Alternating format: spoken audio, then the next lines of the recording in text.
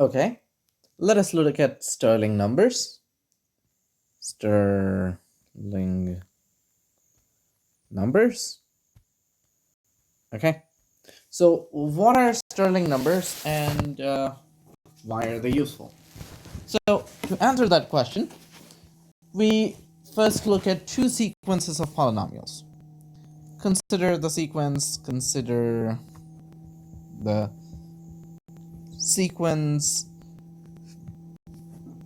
1x x squared x cubed dot dot dot. I'm going to label this as star for now. Okay, and and another sequence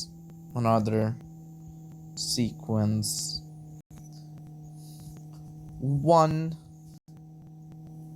x x times x minus 1 x times x minus 1 times x minus 2 dot dot dot, which shall be referred to as x0,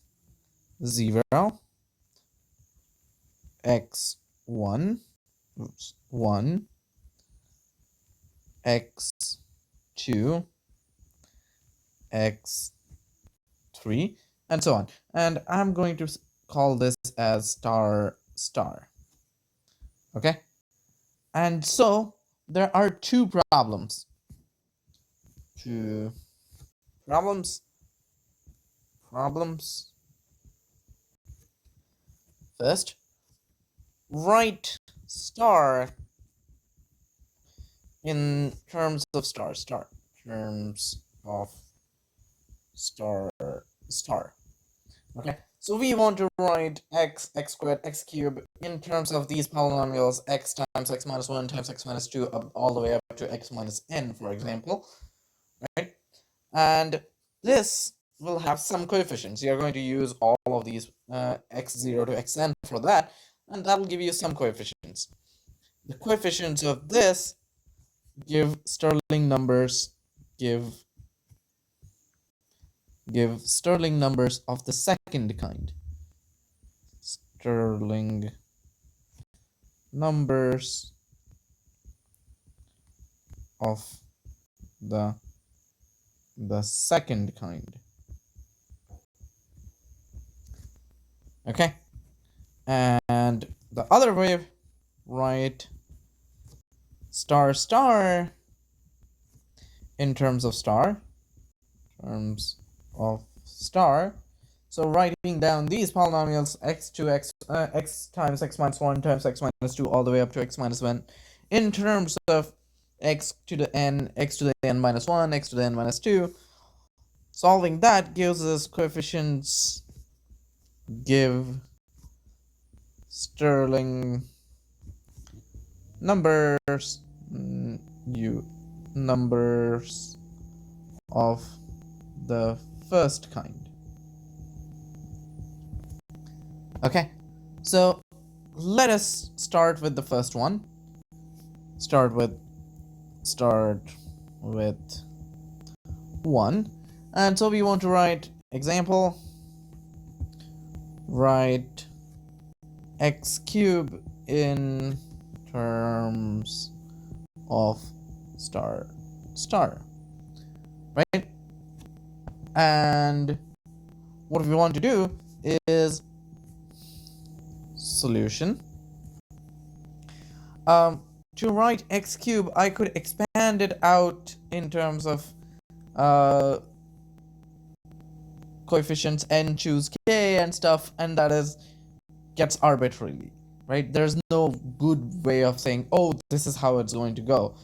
But I have a way of getting these exact terms. X to the n minus 1 times n minus 2 times n minus 3. These terms remind us of factorials, and factorials restricted. So here's how we are going to do it. Consider the sequence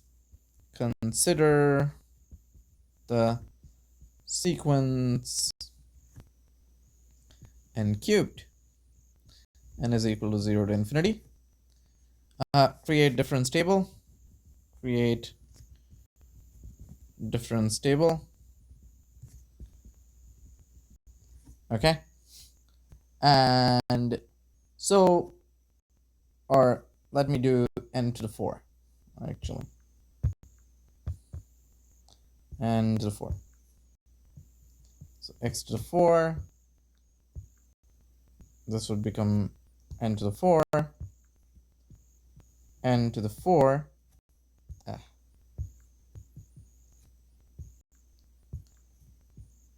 N to the 4. And we have seen that it's 1, 0, 1, 16, 81. And if you want to create a difference table for to the power 4, it is enough to do for 5. 4 to the 4 is 64 squared, 256. 256. And then 5 squared is 25 squared, 625. Yeah, that seems correct. So this becomes 115.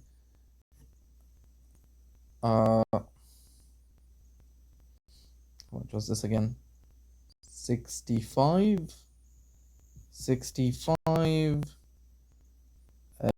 24 is 1670, 175, and this was 4, 3,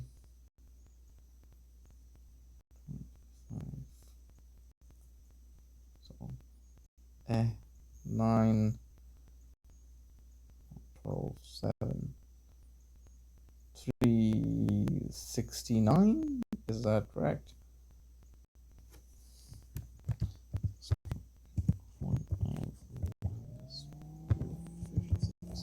Yeah, 369. I'm bad at math. Well, next term we get 14, 50, 110, and 190.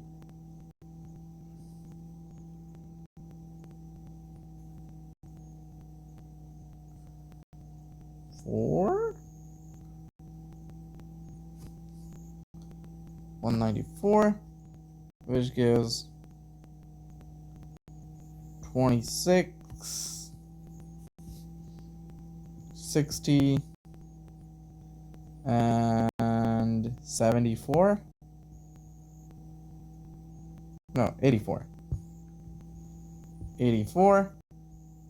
And the difference between each of these is... Did I mess up my math somewhere?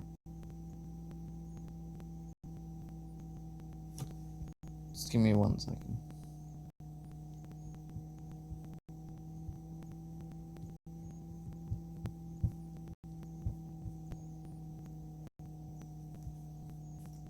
That is 36. There we go. That's 36, 60, 64.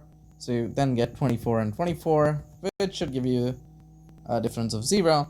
And therefore, I got that n to the 4 is equal to n choose 1 plus 14, n choose 2 plus 36, n choose 3 plus 24, n choose 4, and a 0 for n choose 0, because my first diagonal term was 0. Right? And so, therefore, I can write this as n choose 1 is just n plus 14 times n into n minus 1 over 2 plus 36 into n times n minus 1 times n minus 2 over 6 plus 24 times n minus 1 times n minus 2 times n minus 3 all over 6 times 4, which is exactly 24. And hence I get this is n plus 7 times n into n minus 1 plus 6 times n into n minus 1 times n minus 2 plus 1 times n into n minus 1 times n minus 2 times n minus 3, which means, therefore, x to the 4 is equal to 1 times x1 plus 7 times x2 plus 6 times x3 plus 1 times x4. Okay? And if you look at this in terms of all of these more generally, I get, if I construct a table of x0, x0, x1, x2, x3, x4, x5, and 1x, x squared, x cubed, x to the 4, x to the 5, dot dot dot dot dot dot, then the table looks like follows: 1 0 0 0 0 0, 1 1 1 1 1 1 3 1 1 7 6 1, as we just calculated, 1 15 25 10 1, and so forth. And so there's not a very identifiable pattern at first glance that you're like, oh yes, this is the exact pattern that I see. Yes, this is how it is. But there is indeed a pattern. What you do is you arrange them in a triangle, the same way as Pascal's triangle. You tilt it and you write 1 0 1 0 1 1 0 1 3 1 0 1 7 6 1. Okay, and 0 1 15 25 10 1. Okay, and each of these get a label, the Stirling numbers of the second kind. This is S0 0, this is S1 0, S2 0, S3 0, this is, as you can guess, S1 1, S2 1, S2 2, S3 1, S3 2, S3 3, and labels go so on. And by construction,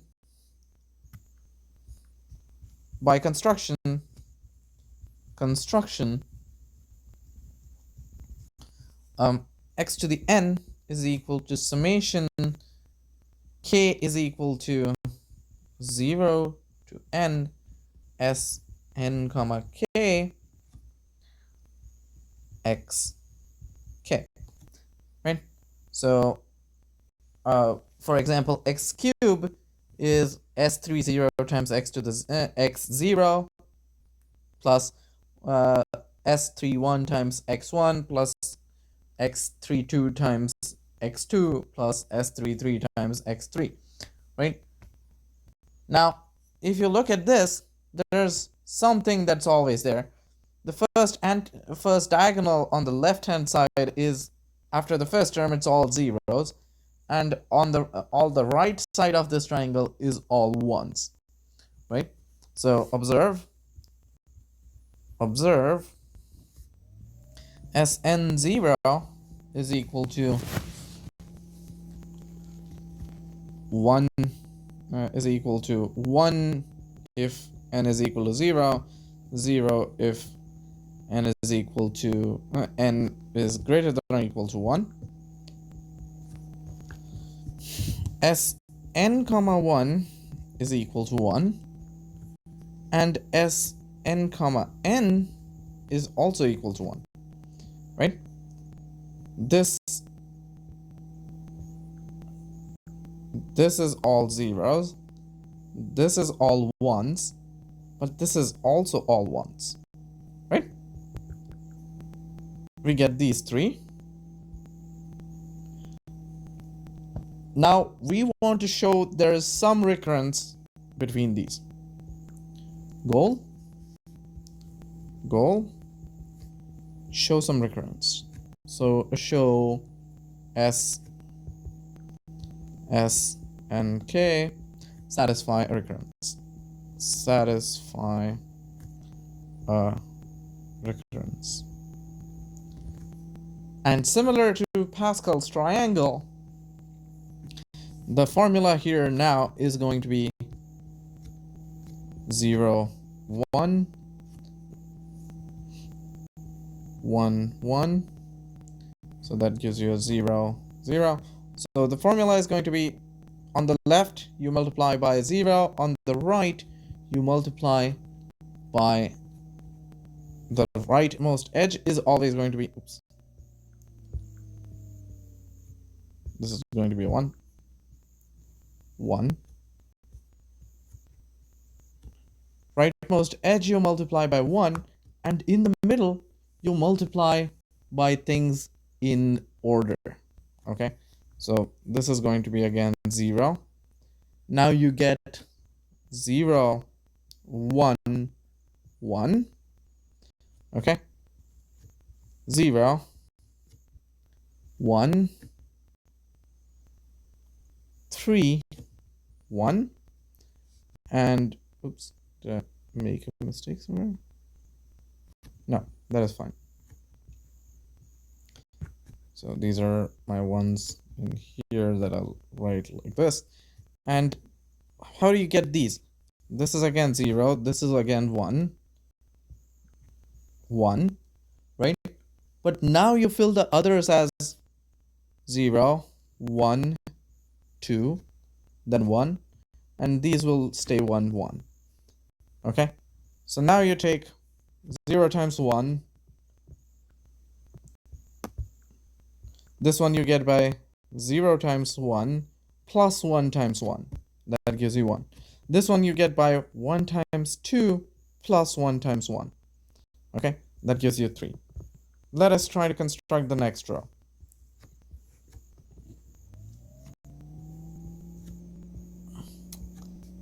This is going to be 0. This is going to be 1. Start filling 1, 2, 3. Oops. This might look slightly confusing. So 1, 2, 3. And these numbers stay 1, 1, 1. Right? So once again, I get a 0 here.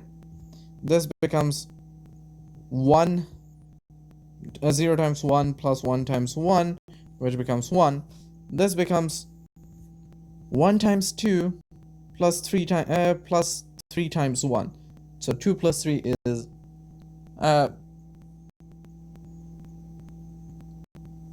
did I make a mistake?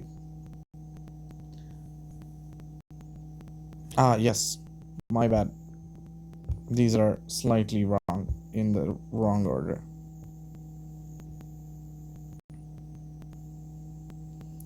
Sorry about this. These should not be this way. These go on the other edges. So this stays as 0. These stay as 1, not the other one, other way around. So the right edges stay as 1 everywhere, and the left edges increase by size 0, 1, 2, 3. Similarly here 0, 1, 2. Okay, so my bad, I said it wrong. The right edges are the one that increase in size, not the the left edges are the one that increase in size.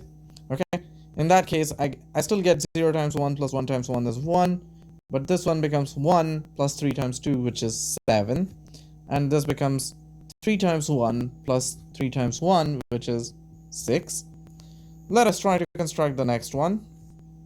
So this is going to be 0, 1, 1, 1, 2, 1, 3, 1, and this was going to be 1, 4, 1. And so you get 0, 0, 0, 1, 1, 1, 7 2s are 14, plus 1, 15, 7 1s are 7, 6 3s are 18, 25, 6 plus 4, 10, and then 1, which is indeed our fourth row. Okay, so that is the recurrence I have, and for notational convenience,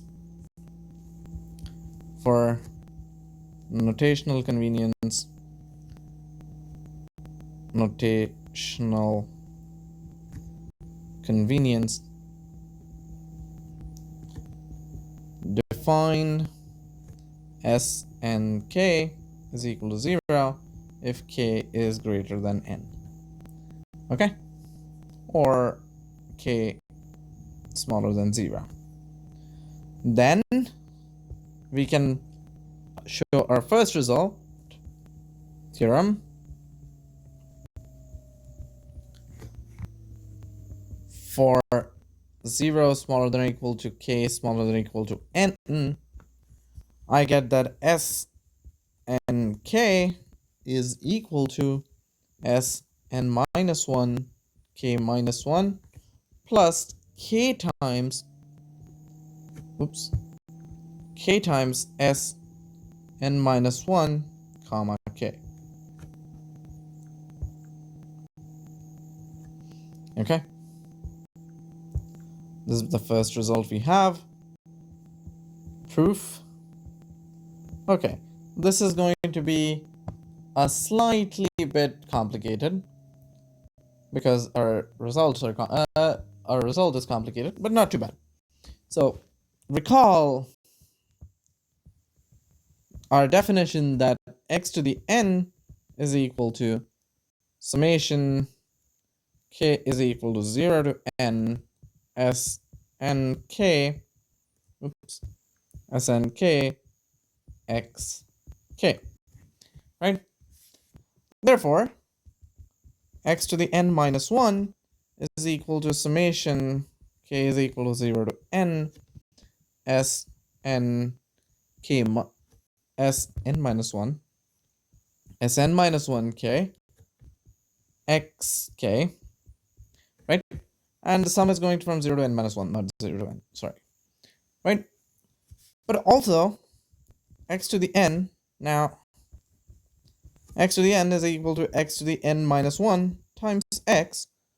So this is equal to summation k is equal to 0 to n minus 1 s n minus 1 k x k times x, right? Well, what is xk? Well, this is equal to summation k is equal to 0 to n minus 1 s n minus 1 comma k times x times x minus 1 dot dot dot up to x minus k minus x minus k plus 1, right? And what I'm going to do is write my x as x minus k plus k. Okay, so this gets multiplied by times x minus k plus k. Well, breaking that into two parts, I get that this is k is equal to 0 to n minus 1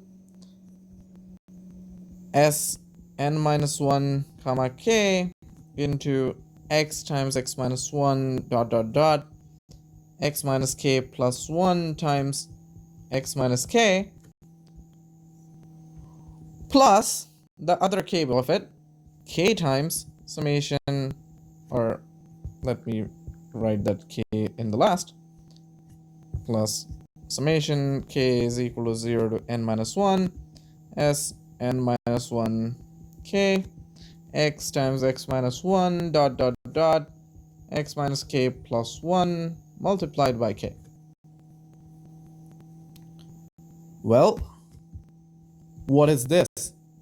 This, on the first side, is equal to k is equal to 0 to n minus 1 s n minus 1 k times xk, right?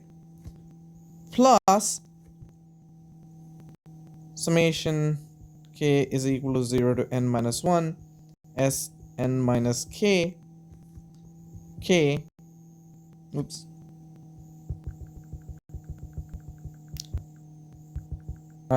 let me just pull out the s to the n minus 1 k common.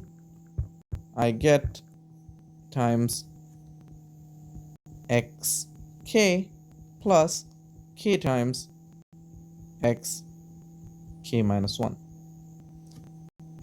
right? Because all of this is x k minus 1, and all of this now combined is xk. Well, so this I can write as summation k is equal to 0 to n minus 1 s n minus 1 comma k xk plus summation k is equal to 0 to n minus 1 s n minus 1 comma k times this times x k minus 1. So I'm going to leave the right hand side as the same for now. I'm going to transform let k is equal to send k to k plus 1 by change of variable, and I get this is equal to summation k is equal to 1 to n s of n minus 1 k minus 1 x of k. What did I do wrong? Oh, this became k plus 1. My bad. This is xk plus 1, and this is xk, not k minus 1. Sorry, I forgot the notation we were using. Xk stops at k plus 1. So this is at k plus 1. This is k. This should have been a k plus 1. This should be xk. Similarly, this is no k plus 1, and this is k,